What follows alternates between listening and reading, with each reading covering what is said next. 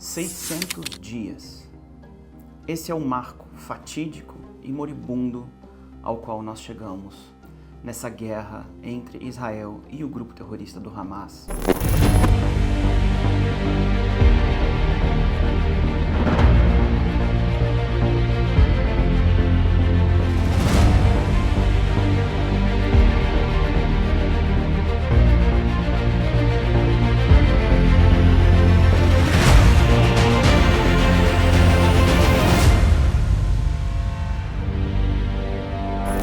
Comecei a comentar sobre a guerra lá no dia 7 de outubro de 2023, seria inimaginável considerar que 600 dias depois essa ainda seria uma realidade a respeito da qual eu tenha que vir aqui na frente de uma câmera e comunicar com vocês, com o meu público, com o público de língua portuguesa. Esse período, sem dúvida, tem sido um dos mais difíceis na história de Israel e talvez um dos mais desafiadores na história, na minha história, de construir um relacionamento entre Israel e o Brasil e a comunidade de língua portuguesa. Nos dias dos meus esforços de criar uma ponte entre a comunidade judaica e a comunidade cristã. Por um lado, nós temos recebido uma enxurrada de amor e de apoio e de orações. E eu quero dizer para vocês que a gente sabe, eu sei, e o povo de Israel sabe o quanto isso é sincero, o quanto isso é genuíno. E nas dificuldades é que se provam quem são os nossos verdadeiros amigos. E acho que se de todo esse período negro e difícil, de todo esse momento tão trágico da história da nação israelense, dessa terra que eu amo com tanta força, se há algo de luz e de positivo que a gente pode extrair desses dias, é a certeza de quem são os nossos amigos verdadeiros. A consciência, o sentimento da presença de vocês, ainda que ausentes daqui fisicamente, mas presentes conosco, em coração, em espírito, em alma, presentes conosco em oração, em preocupação, em carinho sincero. Eu acho que talvez muitos de vocês que estão me ouvindo tenham compreendido já essa batalha que Israel está enfrentando aqui, ela não é só nossa. Na verdade, da mesma maneira como em alguns momentos críticos da história, o desenrolar da história da humanidade se concentrou em um único ponto, em um único conflito, em uma única situação, mas que a resolução dessa situação, o desfecho dessa situação, determinou o destino de todo o planeta, determinou o destino de toda a humanidade. A gente tem inúmeros eventos históricos para traçar esse paralelo.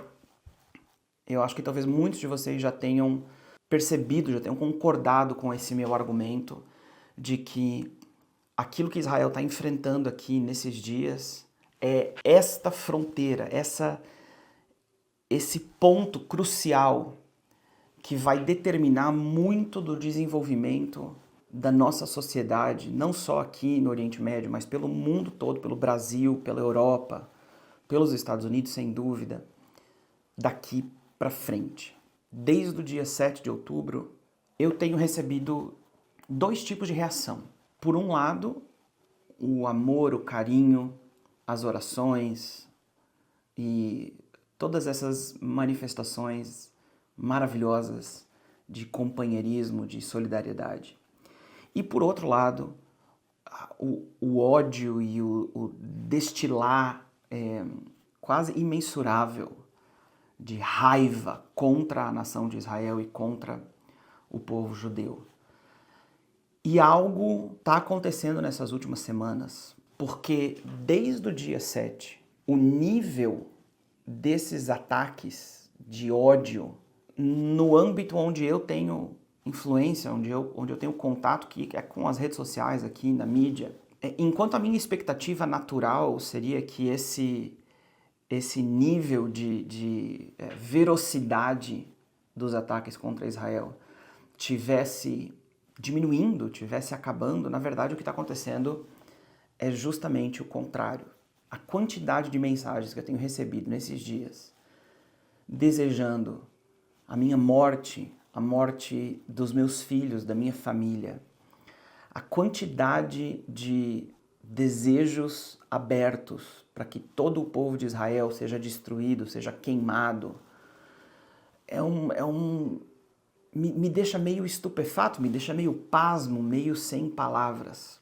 E eu posso fazer um esforço muito grande para talvez compreender que essas pessoas estejam de alguma forma distorcida e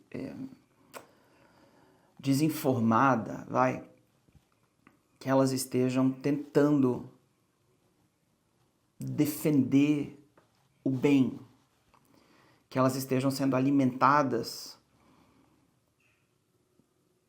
por uma grande onda de desinformação contra Israel, que elas estejam sendo alimentadas por uma distorção dos fatos. Porque os fatos são os fatos. Os fatos são que em uma guerra urbana, numa das áreas mais densamente populadas do mundo, os resultados israelenses são impressionantes. A gente ter um racional, uma proporção, eu acho que é a palavra em português, nós termos uma proporção de aproximadamente um civil para cada um terrorista, para cada um combatente do Hamas morto nessa guerra, é uma proporção melhor do que em qualquer outro combate em áreas densamente populadas dos últimos muitos anos. Talvez o melhor da história. Se a gente for pensar, por exemplo, na guerra do Iraque, nós estamos falando aí de a guerra do Iraque, de novo, depois do 11 de setembro, na qual os Estados Unidos foram procurar armas de destruição em massa e tudo mais. As estimativas são, talvez, de 650 mil civis mortos ao longo de aproximadamente 5 anos. A gente está agora quase chegando na marca do segundo ano, com um número muito inferior a esse número, ainda se a gente considerar a proporcionalidade do tempo aqui. Então, em termos de a destreza do exército de Israel, ela é inquestionável. A questão é que, sem dúvida nenhuma, uma guerra é uma guerra. E uma guerra é trágica. E o ideal seria que a proporção não fosse 1 para 1, fosse 10 mil para 0, né? Que os inimigos, os terroristas pudessem ser todos eliminados sem que nenhuma única vida fosse alcançada, nenhum civil sofresse as consequências. Mas isso não é a realidade. A realidade de uma guerra é terrível, eu já disse isso tantas vezes aqui no canal. E o que nós, enquanto povo de Israel, o que todos nós queremos é a paz na nossa região. O que a gente quer é poder viver e criar os nossos filhos sem a ameaça constante de que nós seremos eliminados dessa terra. E a pergunta que eu faço é: qual que é o limite moral de uma guerra?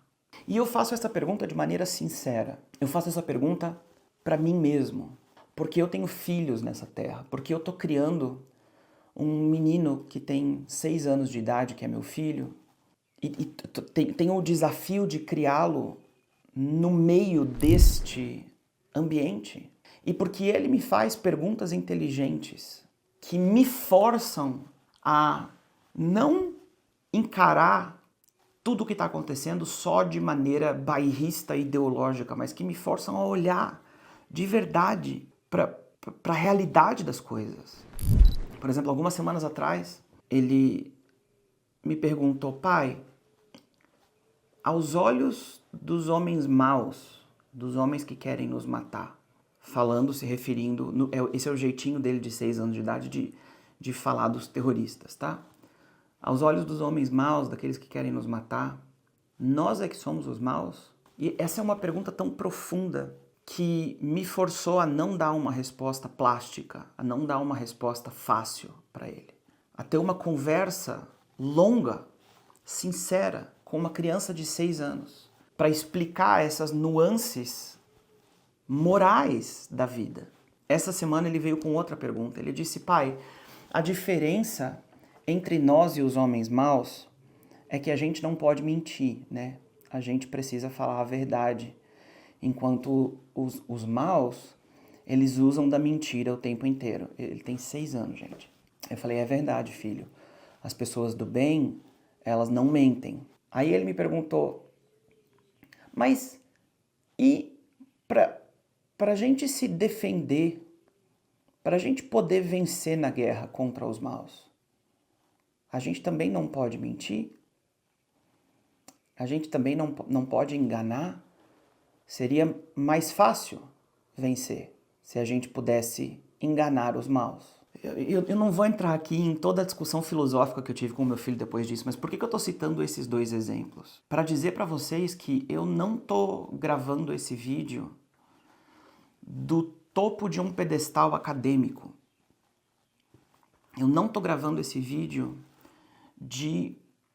a partir de uma preocupação teórica, a partir de uma preocupação ou de uma discussão filosófica meramente, a partir de uma preocupação assim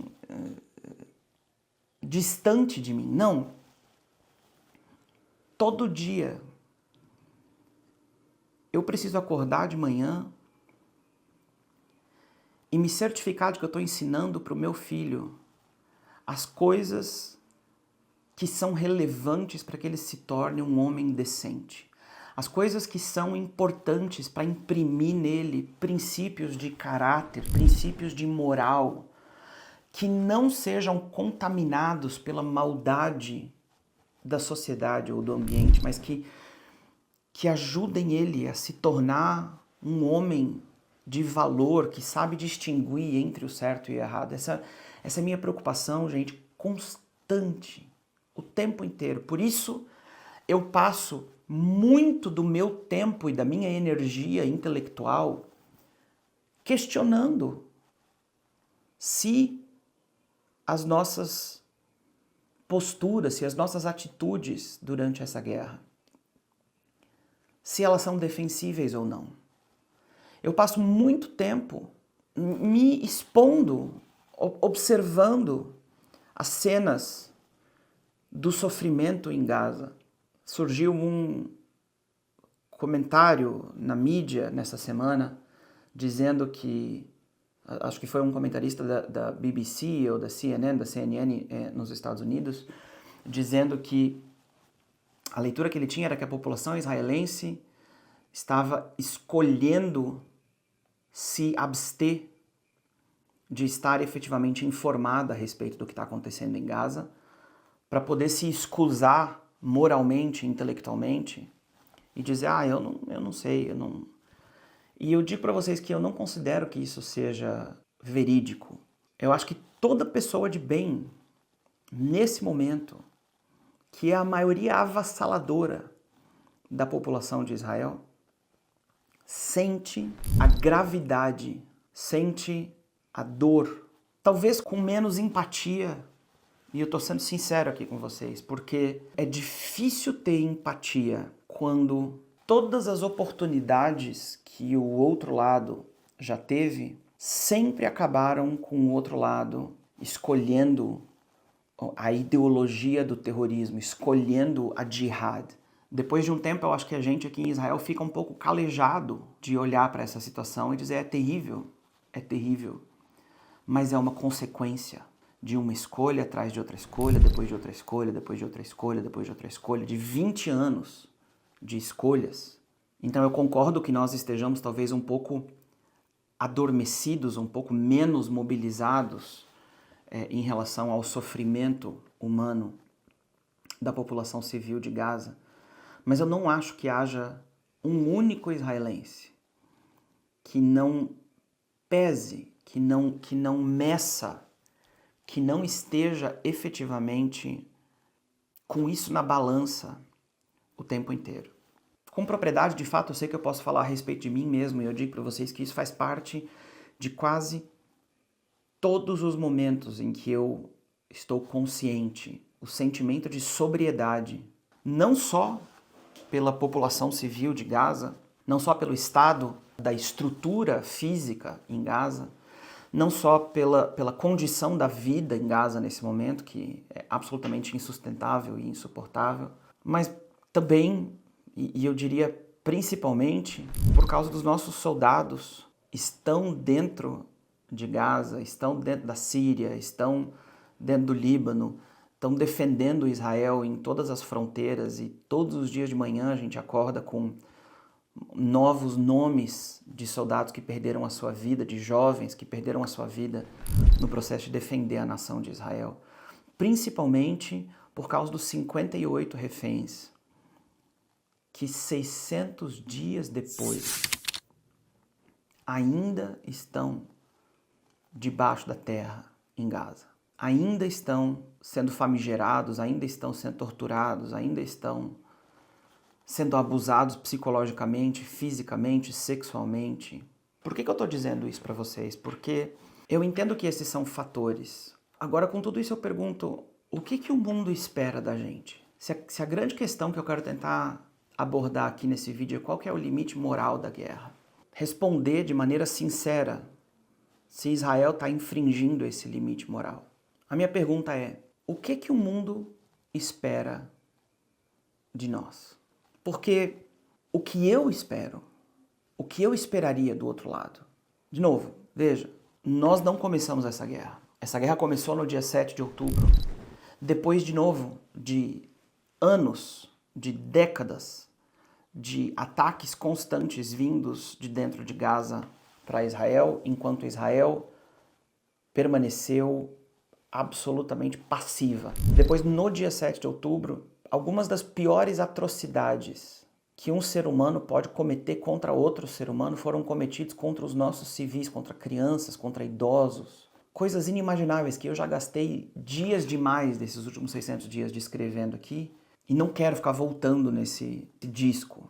Mas a intenção da coisa, a promessa da coisa era a destruição de toda a nação de Israel, a destruição de todo o povo judeu vivendo nessa terra, do rio ao mar. Essa semana agora, eu publiquei no meu canal do YouTube, agora na segunda-feira, um vídeo no qual eu mostrei o Monte do Precipício para as pessoas. E do Monte do Precipício, aqui em Nazaré, pertinho da minha casa, a gente consegue ver toda a extensão territorial de Israel. A gente consegue ver desde o Monte Carmelo, que ele nasce de dentro do mar Mediterrâneo, até basicamente a cordilheira de Gileade, que fica já dentro da Jordânia, do lado de lá do Rio Jordão. E eu estava parado ali em cima gravando aquele vídeo e pensando nisso, gente, do rio ao mar. É isso aqui que está na minha frente, é a minha casa. É onde os meus filhos vão para a escola. É onde meu filho 2 vezes na semana vai jogar futebol. É onde está o supermercado que eu vou fazer compras. É isso aqui que eles querem ver livre de mim, livre do povo judeu. E ainda que a consequência, porque o dia 7 de outubro foi um erro estratégico gigantesco para a legitimidade da causa palestina. Porque ainda que eu fosse pensar, tá, talvez esse seja um pleito verdadeiro pelo estabelecimento de uma nação palestina, pela autodeterminação do povo palestino e tudo mais, né? Ainda que eu considerasse que existe alguma legitimidade nessa causa, esse ataque, escolher a violência ao invés da diplomacia, escolher essa desumanidade, atraiu sobre o povo palestino, atraiu sobre a população de Gaza, atraiu sobre o Hamas a maior tragédia, a maior destruição, o maior número de mortos, a fome, situações impensáveis. Eu não consigo imaginar como que é tentar ser um pai em Gaza. Se ser pai, se criar os meus filhos em Israel tem sido desafiador nesses últimos anos, eu não consigo imaginar o desespero de ser um pai e ter filho pequeno em Gaza. Então o preço do resultado do dia 7 de outubro foi inimaginável. E ainda assim, em todas as declarações públicas, em todas as manifestações públicas, os líderes desse povo, os líderes, os porta-vozes, daqueles que tomam as decisões em prol do povo palestino na faixa de Gaza, continuam firmes na sua promessa de ver a Palestina livre do rio ao mar. Continuam firmes na sua promessa de realizar a jihad até que o sangue do povo judeu role pelas ruas dessa terra. Se eu fosse um pai na faixa de Gaza e eu tivesse vendo a consequência dessa ideologia, eu tivesse vendo a morte de uma geração, eu estaria gritando na moral da coisa e dizendo, pelo amor de Deus, pelo bem dos nossos filhos, a gente precisa mudar. Pelo bem sabe, dos nossos, pelo futuro de qualquer coisa, a gente precisa mudar de disquete, mudar de discurso. Golda Meir, que foi primeira-ministra de Israel na época da Guerra do Yom Kippur, tem uma frase que ficou famosa, que é: o conflito entre os judeus e os árabes vai se resolver quando eles amarem os seus filhos mais do que eles odeiam os nossos.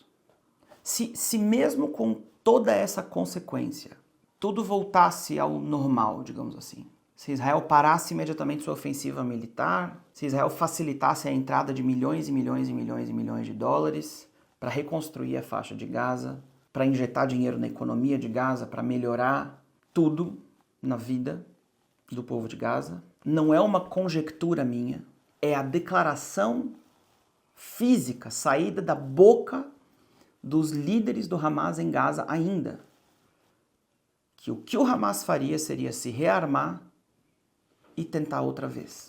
Então eu volto para esta mesma pergunta. O que o mundo espera de Israel? O que nós precisamos fazer? Nenhum de nós está feliz com essa guerra. Mas muitos de nós não estamos mais dispostos a trocar o favor das nações, a trocar uma boa imagem diante das nações pela nossa segurança.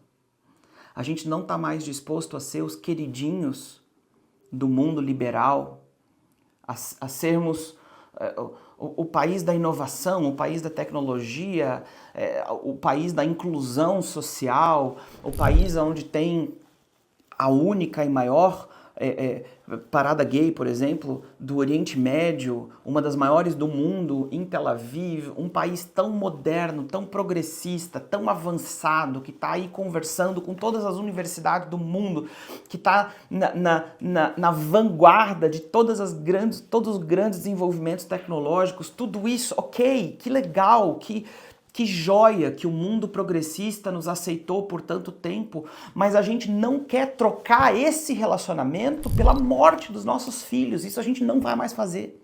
É preferível perder o relacionamento com a elite cultural do mundo do que perder a vida dos meus filhos nessa terra. E eu não consigo imaginar nenhum pai, nenhum chefe de família, nenhuma mãe, ninguém que tenha responsabilidade alguma sobre qualquer pessoa, sobre qualquer coisa, que não entenda essa postura, que não entenda a necessidade de defender a nossa terra. Porque essa guerra é uma guerra de defesa. Tem um outro agravante aqui. É que a estrutura, a maneira como o mundo está se posicionando, inclusive em relação à necessidade em Gaza, foi aquilo que financiou e que armou e que permitiu o desenvolvimento do Hamas enquanto um poderio militar tão enraizado no meio da sua população civil. A ONU, por exemplo, a UNRWA, a Organização das Nações Unidas para Alívio dos Refugiados Palestinos, foi uma das grandes financiadoras do Hamas. Dinheiro que vinha do mundo inteiro para construir hospitais em Gaza, construía hospitais e abaixo dos hospitais os túneis para serem os quartéis generais dos terroristas. Construía escolas e embaixo das escolas construía túneis. Assim, toda a estrutura civil em Gaza ficou completamente dominada por essa estrutura do terror. Enquanto esses caras da ONU, da World Food Bank, de todas essas organizações sociais lindas, maravilhosas, estavam ganhando doações bilionárias de dinheiro para investir no povo palestino, estavam efetivamente mandando muito dinheiro para o povo palestino, mas esse dinheiro estava fazendo boas obras e também sendo desviado para alimentar as intenções jihadistas do Hamas. Toda essa estrutura, enquanto uma porcentagem dessas doações todas é retida pela própria organização para custos administrativos, para os salários das pessoas. De novo, tem vídeo no meu canal aqui explicando como toda essa estrutura funciona. Durante todo o período da guerra, a quantidade de ajuda humanitária que entrou em Gaza foi sem precedentes. Ainda assim, seria ridículo da minha parte negar que existe um problema de desnutrição em Gaza nesse momento, que existe um problema de fome em Gaza nesse momento. Mas por que existe esse problema? Porque os caminhões de ajuda humanitária entravam, ao invés de serem distribuídos para o povo, eles eram apreendidos pelo Hamas. E o Hamas vendia a ajuda humanitária para quem tem dinheiro para comprar. Essa estrutura foi aquilo que financiou, que deu dinheiro para o Hamas continuar tendo dinheiro em caixa para pagar os seus soldados, para pagar os seus administradores, os seus funcionários, tá? Para impedir o colapso organizacional do Hamas. Então, entra carregamento de frango, eles apreendem o frango e ao invés de distribuir o frango para as pessoas terem proteína para comer, eles vendem 1 quilo de frango a 150 shekels. Enquanto eu vou aqui no mercado e compro por 30. Mesma coisa com feijão, mesma coisa com arroz, com a farinha, com açúcar, com a fórmula, o leite em pó, farinha láctea, sei lá como é que chama isso, para as crianças, para mamadeira, tudo, fralda, tudo era apreendido pelo Hamas e vendido para a sua população. Há 4 meses atrás, Israel disse: nós precisamos criar uma nova estrutura. Continuar mandando dinheiro, continuar mandando ajuda humanitária para ser distribuída pelo Hamas é fazer um desfavor para a população de Gaza. E é fazer um desfavor para esse esforço da guerra. Que o esforço da guerra, ele serve para 2 coisas: para extrair os reféns de dentro de Gaza, por pressão militar o suficiente para que o Hamas seja forçado a fazer um acordo para liberar os reféns, e para que o Hamas deixe de ser um fator político ou militar dentro de Gaza. O Hamas precisa ser rendido e ser desmilitarizado, e toda a liderança do Hamas, todo mundo que faz parte da organização, precisa ser exilado para fora da faixa de Gaza. Essa é a única maneira dessa guerra terminar bem, terminar de uma forma um pouco menos trágica. Enquanto tiverem entrando toneladas e toneladas e toneladas e toneladas de ajuda humanitária para Gaza, o Hamas puder apreender essa ajuda humanitária e vender essa ajuda humanitária, ele continua circulando milhões e milhões de dólares. Enquanto ele continua circulando milhões e milhões de dólares, ele continua tendo dinheiro para sustentar os terroristas. Ele continua tendo dinheiro para dar para os caras que fazem parte das alas combatentes do Hamas. Enquanto ele continua tendo dinheiro para pagar esses mercenários jihadistas, ele continua sendo uma força militar. Se a gente quebra esse fluxo, o que acontece é que o caixa do Hamas vai descapitalizar, ele vai parar de ter dinheiro para sustentar os seus. Enquanto ele parar de ter dinheiro para sustentar os seus, se acaba o dinheiro, acaba a lealdade desses combatentes do Hamas vai embora e a organização vai implodir e a guerra vai terminar mais rápido. Então, há 4 meses atrás, Israel disse: acabou a nossa permissão da entrada de ajuda humanitária, a não ser que nós criemos um outro parâmetro, um outro padrão. E aí nós passamos esses últimos meses analisando como criar um outro padrão, discutindo com o World Food Bank, discutindo com as grandes organizações, discutindo com a ONU, conversando a respeito de como criar, com o governo americano, como criar uma organização que faça ajuda humanitária entrar em Gaza sem passar pelas mãos do Hamas. No final das contas, nós chegamos a uma conclusão de que trazendo empresas especialistas americanas para fazerem essa distribuição, fazendo centros, criando 4 grandes centros de distribuição, a gente poderia canalizar a população de Gaza para esses 4 grandes centros de distribuição. Antes de você chegar no local da doação dos alimentos, você passa por uma inspeção de segurança por American Contractors, por empresas de segurança americanas que te inspecionam para garantir que você não está armado, para garantir que você não é do Hamas. Você vem, pega a comida para tua família, vai e alimenta tua família, e assim a gente bloqueia, tira o Hamas do jogo, consegue trazer comida para dentro de Gaza sem que Hamas faça parte da equação. Sabe quem se opôs a isso?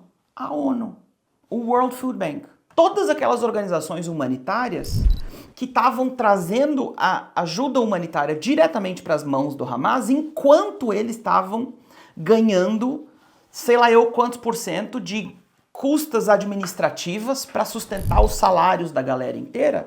Esse povo disse assim: quem é que mexeu no meu queijo aqui? Como assim agora a gente vai trazer uma organização americana militar para fazer essa distribuição? O dinheiro, a coisa não vai chegar na mão do Hamas, mas e a gente? Israel queria fazer em parceria com vocês desde que vocês não fizessem em parceria com o Hamas. Você está entendendo? É uma difamação apontar o dedo para Israel e dizer a fome em Gaza é por causa de Israel. Não! A fome em Gaza é por causa da ONU. A fome em Gaza é por causa do Hamas, sem dúvida. A fome em Gaza é por causa da World Kitchen, World Food Bank, ou sei lá eu como é que é o nome dessas ONGs todas. A fome em Gaza é por causa da postura da União Europeia nesse momento, que ao invés de dizer, temos um plano para trazer toneladas e toneladas e toneladas e toneladas de comida para alimentar a população civil em Gaza, que não vai injetar dinheiro para uma organização terrorista como o Hamas, vamos então cooperar com esse plano. A União Europeia sai atacando Israel por causa do plano de injetar comida em Gaza. Faz algum sentido isso, gente? Aí na semana passada, 2 jovens israelenses, americanos israelenses, diplomatas que trabalhavam na embaixada americana em Washington, D.C. Um deles, um rapaz, filho de um pai judeu e de uma mãe cristã, nascido e criado em Jerusalém, inclusive parte de uma congregação messiânica em Jerusalém. Um crente, um cristão. E a menina judia do Texas, namorados prontos para noivar, inclusive com uma aliança de noivado comprada, os dois trabalhando como diplomatas americanos, os dois diplomatas israelenses nos Estados Unidos, os dois participando de um congresso, de uma discussão num museu judaico a respeito de como trazer mais ajuda humanitária para Gaza. Esses dois foram assassinados por um maluco qualquer, dizendo que fez isso para liberar a Palestina. Dois jovens diplomatas participando de uma conferência estratégica para aumentar o tamanho dos despachos humanitários para dentro de Gaza. Esses dois jovens foram assassinados em nome da Palestina. Você está vendo o padrão aqui? A solução está sendo assassinada em nome da causa.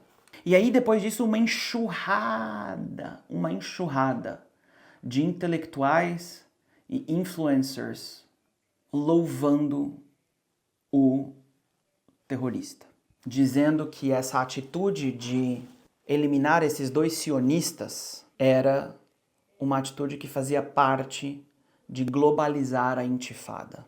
Então, se nós estamos discutindo os limites morais de uma guerra, eu faço essa pergunta sincera para vocês. Pode me escrever aqui nos comentários. O que você quer que a gente faça? O que você espera de Israel? Todo dia de manhã eu acordo com a expectativa de ouvir uma notícia de que os nossos reféns foram todos liberados, que o Hamas largou do osso, decidiu render as suas armas e que o processo de reconstruir a região vai poder começar todo dia. O que você quer que a gente faça? Uma organização humanitária publica um estudo dizendo que 14 mil crianças estão em risco de sofrerem desnutrição aguda durante os próximos 12 meses em Gaza, se a situação humanitária não for resolvida. Imediatamente, a BBC deturpa esse relatório e diz que 14 mil bebês, então troca de criança para bebê, 14 mil bebês vão morrer de fome em 48 horas. E aí o mundo inteiro ecoa a notícia de que 14 mil bebês vão morrer de fome em 48 horas em Gaza, se Israel não mandar toneladas e toneladas e toneladas de ajuda humanitária para as mãos do Hamas, não para o Hamas distribuir, para o Hamas vender para o seu povo. Você entende? É tão frustrante, porque a gente acha, assim, eu estudo muito a história, né? Enfim, minha vida é história e tal. E às vezes a gente lê as coisas do passado e diz, cara, mas o antissemitismo histórico, ele fez umas coisas tão bizarras, né? As pessoas acusavam os judeus de tomarem o sangue de criança, de matar a criança e usar o sangue da criança para fazer o kiddush no Shabat, nos 4 cálices de vinho de Pesach, da Seder de Pesach, da Páscoa judaica. Que teorias malucas que tem a ver com matar criança, com matar inocente, com sei lá o quê. O antissemitismo tinha umas coisas muito loucas, assim, muito inacreditáveis, tá? Eu sempre parava assim, lendo essas coisas históricas e dizia, mas como é que pode que alguém acreditava numa coisa dessa? Que coisa sem sentido, como assim? E agora eu tô vendo exatamente as mesmas calúnias, cara. As mesmas coisas estão sendo ditas a respeito do povo judeu. Tava vendo um videozinho hoje no Instagram, 3 jovens israelenses em Hollywood, na Califórnia. Aí vem um cara pró-Palestina e põe a câmera na frente assim do gurizão israelense e começa a fazer pergunta para ele para descobrir se ele é israelense. E o guri já logo de cara, né, fica assim desconfortável, diz, não quero responder, fica de boa, fica tranquilo, não quero falar na câmera e tal. Aí o cara que tá entrevistando começa a dizer, eu sabia, eu senti o teu cheiro de longe, seu judeu sem vergonha, fedido, israelense, fedorento, baby killer. assassino de criança, assassino de bebê. E ele começa a gritar, assassino de bebê, assassino de bebê, assassino de bebê. O israelense não é bem-vindo em Los Angeles, israelense não é bem-vindo em Hollywood, vai embora, seu assassino de bebê. É a mesma coisa da Idade Média, bicho. 600 dias. E a minha pergunta para vocês, meus amigos, é o que mudou? O discurso do Hamas mudou? As atitudes do Hamas ou de qualquer outro grupo jihadista mudaram? Nesse aspecto, caiu o regime do Assad na Síria, assumiu lá o Al-Julani, que era do Estado Islâmico, terrorista, cara nojento, safado, assassinaço. Mas ele está dizendo agora, a gente quer normalização com Israel. Quem sabe existe uma possibilidade aqui de fazer a paz com Israel. Eu digo para vocês que se ele estiver falando sério, Israel vai estabelecer relações diplomáticas com ele. Sem problema. Porque mudou. Mudou, fechou. Relação comercial, relação diplomática, vambora. Vai melhorar a economia da Síria, vai importar tecnologia para a Síria, vai ajudar um monte de coisa. Mudou? Mudou alguma coisa em Gaza? Mudou alguma coisa no Hamas? Mudou alguma coisa na estrutura desse progressismo nojento ocidental que gosta de financiar terrorismo? Mudou alguma coisa? Por enquanto, não mudou. Então não me peça para sentar aqui e morrer. Em nome da tua moral. Não peça para o povo judeu, que tem a história que tem, e pela primeira vez tem força o suficiente para não ser vítima de uma guerra. Pela primeira vez tem um Estado, tem uma nação, tem um exército, tem um poderio tecnológico, bélico, militar, nuclear inclusive. Pela primeira vez nos 3.300 anos de história desse povo, tem força o suficiente. Não nos peça para ficarmos sentados aqui, deixando o ódio prevalecer. A hora que mudar, a hora que a atitude mudar, são coisas práticas, simples, gente. Se render, render as suas armas, devolver os reféns. 600 dias.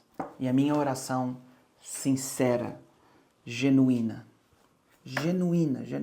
é para que essa guerra acabe o mais rápido o possível. A gente não tem mais fôlego. Emocionalmente, financeiramente, Israel, o povo de Israel não quer mais essa guerra de maneira alguma. A gente quer a paz. Só que a gente não é idiota. É isso.